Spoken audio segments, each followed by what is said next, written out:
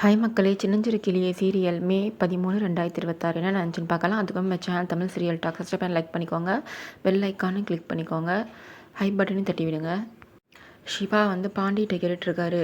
கருணா யார் கடத்திருப்பா, ஏதாச்சும் உனக்கு தெரிஞ்சால் சொல்லு அப்படின்னு சொல்கிறாரு. அவருக்கு என்ன பிரச்சனை, எதுக்காக கடத்தணும் அப்படின்னு கேட்டுட்ருக்காரு. அதுக்கு இந்து ஏதோ சொல்கிறாங்க. அவங்க மற்றவங்களாலாம் எந்த பிரச்சனையும் இல்லை, இது யார் கடத்திருப்பாங்கன்னு தெரியலை அப்படின்னு சொல்லி பேசிகிட்ருக்காங்க. அப்படின்னா யாரோ உங்களை டிமாண்ட் பண்ணுறதுக்காக தான் கடத்திருக்கணும் அப்படின்னு சொல்கிறாங்க. யார் சார் டிமாண்ட் பண்ணுறதுக்கு கடத்திருக்க போகிறா அப்படின்னு சொல்லி பேசிகிட்ருக்காங்க. போலீஸ் கண்ட்ரோல் ரூமுக்கு ஃபோன் பண்ணி இங்கே இருக்க சிசிடிவி ஃபுட்டேஜஸ்லாம் என்னன்னு பார்த்து சொல்லுங்கள் அப்படின்னு கேட்குறாங்க. அங்கே பார்க்கும்போது இந்த ஹாஸ்பிட்டல்லேருந்து 2 தெருக்கிட்ட சிசிடிவி ஃபுட்டேஜஸ்லாம் யாரோ அடித்து உடச்சிருக்காங்க சார் அப்படின்னு சொல்கிறாங்க. அப்படியா, சரி நான் பார்த்துக்கிறேன் அப்படின்னு சொல்லிட்டு அவர் வைக்கிறாரு ஃபோனை. அதுக்கப்புறம் இவங்க நடந்து போயிட்டுருக்காங்க. அப்போ இந்துவுக்கு ஃபோன் வருது. அதில் யார் பேசுகிறான்னா, ஒரு நம்பரே தெரியாமல் ஒரு கால் வருது. இது யார் நம்பர்னு தெரில சார், நம்பரே தெரியல, கால் வருது அப்படின்னு சிவா கிட்ட சொல்கிறா இந்து. அட்டன் பண்ணி பேசுங்க, கருணாவை கடத்தினவங்க கூட கால் பண்ணியிருக்கலாம் அப்படின்னு சொல்கிறாங்க. இவருங்க அட்டன் பண்ணி பேசுகிறாங்க. என்ன உன் புருஷனை காணும்னு தேடிட்டுருக்கியா, உன் புருஷனை நான் தான் கடத்தி வச்சுருக்கேன் அப்படின்னு சொல்கிறான் அந்த குரல். அது யார், நீ எதுக்கு இப்படி பண்ணுற அப்படின்னு கேட்கவும், என் குரலை பார்த்தா உனக்கு தெரியலையா அப்படின்னு கேட்குறான். இவளுக்கு குரல் தெரிஞ்ச குரலாக இருக்குது, ஆனால் திடீர்னு ஞாபகத்துக்கு வர மாட்டுது. யார் நீங்கள், எதுக்கு கருணாவை கடத்துனீங்க அப்படின்னு அவள் கேட்டுகிட்டே இருக்கா.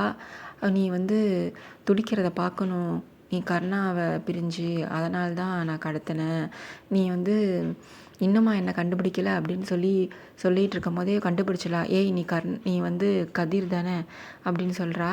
இங்கே கேட்குறாரு பாண்டிக்கிட்ட சிவா, யார் இந்த கதிர்னு. அதான் சார், கிருபா பொண்ணு சித்ரா அவங்க கல்யாணம் நின்றுச்சுல்ல, அந்த பையன்தான் இவன் அப்படின்னு சொல்கிறாங்க. சரின்னு சொல்லிட்டு பேசிகிட்டே இருக்காங்க.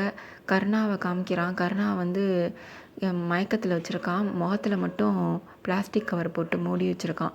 ஏன் இப்படி பண்ணுற, கருணா விடு அப்படின்னு சொல்லவும், நீ உன் புருஷனை காப்பாற்றணுன்னா நீ எப்போ சித்ராவை பக்கத்தில் இருக்க கோயிலுக்கு கூப்பிட்டு வரியோ அப்போ தான் என் ஆள் இந்த முகத்தில் இருக்க கவரை அவுத்து விடுவான். நீ கூப்பிட்டு உன் கண்ணு முன்னாடி நான் சித்ராவுக்கு தாலி கட்டணும், உன்னால தான் என் கல்யாணம் நின்றுச்சு. அதுக்கப்புறம் என் ஆள் உன்னோட கருணாவை முகத்தில் இருக்க கவரை அவுத்து விட்டுருவான். நாங்கள் கல்யாணம் எப்போ பண்ணிக்கிறோமோ, பண்ணி முடிச்சு நான் எப்போ சித்ராவை கூப்பிட்டு போகிறேனோ அப்போவே கருணா உன்கிட்ட சேர்ந்துருவான். அதுக்கப்புறம் நீ உன் புருஷனை கொஞ்சிக்க அப்படின்னு சொல்கிறான்.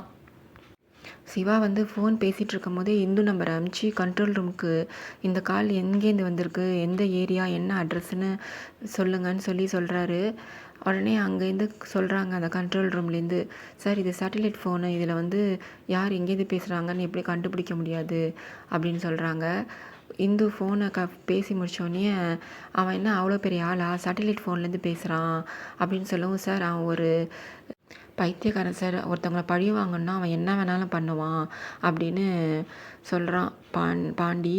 உடனே திரும்பியும் ஃபோன் பண்ணி அந்த சிசிடிவி கேமரா இருக்கிற இதெல்லாம் எனக்கு அனுப்புங்கன்னு சொல்கிறாரு சிவா. சார் நீ அந்த ஹாஸ்பிட்டல்லேருந்து போகிற வழி சிசிடிவி உடச்சிருக்குறாங்க அப்படின்னு சொல்லவும், அதை அப்படியே எனக்கு ஃபார்வர்ட் பண்ணுங்கள் அப்படின்னு சொல்கிறாரு. எதுக்குன்னு கேட்கும்போது சொல்கிறார் இவர்.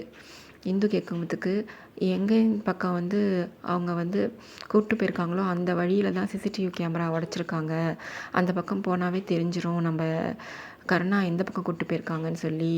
இப்போ முள்ளால் தான் எடுக்கிற மாதிரி நம்ம சித்ராவை கூப்பிட்டு போயினா தான் அவன் கருணா விடுவான். எப்படியும் எங்கள் டீம் கோயிலில் இருக்கும் போதே அலர்ட் பண்ணிடுவாங்க. அப்போ நானே சித்ரா கழுத்தில் தாலி கட்ட விடாமல் தடுத்து கருணாவை காப்பாற்றிடுவேன்னு சொல்கிறாரு சிவா.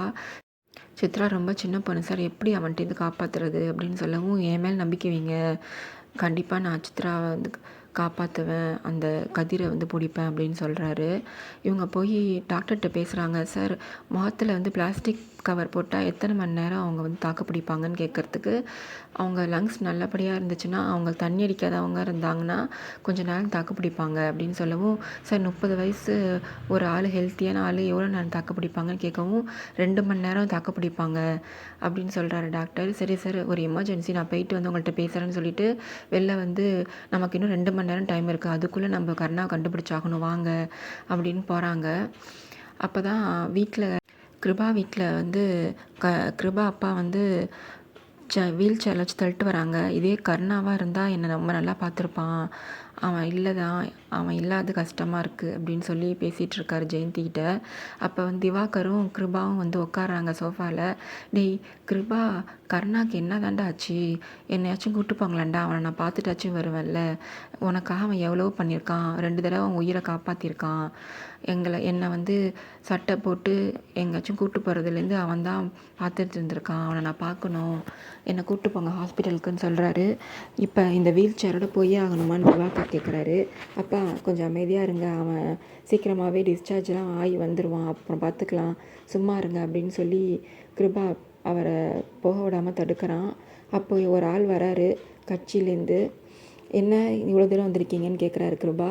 கட்சி மேலிடத்துக்கு ஒரு லெட்டர் அனுப்புகிறோங்க சார், நீங்கள் தான் இப்போ பொறுப்பில் இருக்கீங்க, உங்கள்கிட்ட சைன் வாங்கலான்னு வந்தேன் அப்படின்னு சொல்லி சைன் வாங்க வராரு. அப்போது சொல்கிறாரு, இவன் சைன் போட்டுட்ருக்கான். அப்போ சொல்கிறாரு, சார் உங்கள் பொண்ணை மேலே படிக்க வைக்கிறீங்க, என் பொண்ணை நீ காலேஜுக்கு கூப்பிட்டு போய் ட்ராப் பண்ண போனேன், அப்போ உங்கள் பொண்ணு மாதிரியே ஒருத்தவங்கள பார்த்தேன் அப்படின்னு சொல்கிறாரு. இல்லை என் பொண்ணாக இருக்காது, என் பொண்ணு ஹாஸ்பிட்டல் போயிருக்கா அப்படின்னு சொல்கிறான். இல்லை உங்கள் பொண்ணு மாதிரி இருந்துச்சு, அதான் சொன்னேன், சரி நான் வரேன்னு சொல்லிட்டு அவன் போகிறான். உடனே கிருபா ஏந்திரிக்கிறான். இவன் சொல்கிறது எனக்கு ஏதோ தப்பாக படுது, இவன் வந்து இந்து கூட போயிருக்கா, அதான் எனக்கு டவுட்டே வருது, அவங்க வந்து எங்கே சொல்லிட்டு போனாங்க, அவங்க வந்து ஹாஸ்பிட்டல் போயிட்டு தானே சொல்லிட்டு போகிறேன்னு சொல்லிட்டு ஹாஸ்பிட்டல் போகிறேன்னு சொல்லிட்டு போயிட்டு அவங்க எங்கே போனாங்கன்னு தெரியல, வாங்க நம்ம ஹாஸ்பிட்டல் போய் பார்க்கலான்னு போகிறாரு. அப்போ வந்து இவங்க போனோடனே ஃபோன் பண்ணி சொல்லணும் இந்துவுக்கு அப்படின்னு யோசிச்சுட்ருக்காங்க சுகுணாவையும் இங்கே வா அப்படின்னு சொல்லி கூப்பிட்டுட்டு காரில் ஏற்றிட்டு சுகுணாவுக்கு ஃபோன் பண்ண விடாமல் டைம் கொடுக்காம அவங்களையும் கூப்பிட்டு போகிறாங்க. கார்லேயே உட்காடுறாங்க சுகுணா, ஃபோன் வாங்கிடுறாங்க சுகுணா ஃபோனையும். ஐயோ இப்போ ஃபோனையும் வாங்கிட்டாங்க, அவங்களுக்கு தகவல் சொல்ல முடியலையே, கடவுளே நீ தான் என் பொண்ணை காப்பாற்றணும், அவள் படிக்க போகிறது தெரிஞ்சால் அவள் வாழ்க்கையே வீணாக போயிடும், நீ தான் காப்பாற்றணும், சாமிகிட்ட வேண்டிகிட்டே உட்காந்துருக்காங்க சுகுணா. அங்கே ஹாஸ்பிட்டலில் வாங்க நம்மளுக்கு டைம் இல்லை, நம்ம 2 மணி நேரம் தான் இருக்குது, இன்னும் நம்ம போய் கருணாவை காப்பாற்றணும் அப்படின்னு சொல்லி சிவா சொல்லிகிட்ருக்காரு. சார் இப்போ என்ன பண்ணுறது, சித்ரா ரொம்ப சின்ன பொண்ணு, எப்படி சார் அவன் கையில் போய் அவளை ஒப்படைக்கிறது அப்படின்னு சொல்லிட்டு இருக்கும்போது அவங்க சொல்கிறாங்க, அவன் வந்து சித்ரா பார்த்த சந்தோஷத்தில் அவன் வந்து என்ன பண்ணுறான்னு அவனுக்கே தெரியாது, அப்போ என் டீம் அங்கே வருவாங்க, அவனை கையும் கையுமா பிடிச்சி கருணா இருக்கிற இடத்த கண்டுபிடிப்போம் அப்படின்னு சொல்கிறாரு சிவா. அதோடு இந்த எபிசோடு முடியுது. வரப்போகிற எபிசோடில் என்ன நடக்குதுன்னு பார்க்கலாம். கருணாவை காப்பாற்றுறாங்களா இல்லை வந்து கிருபா வந்து சித்ராவை தேடி போகிறாரு, அவங்க சித்ராவை கண்ணில் படுவாருங்களா இல்லையான்றதை நாளைக்கு பார்க்கலாம். பாய் மக்களே.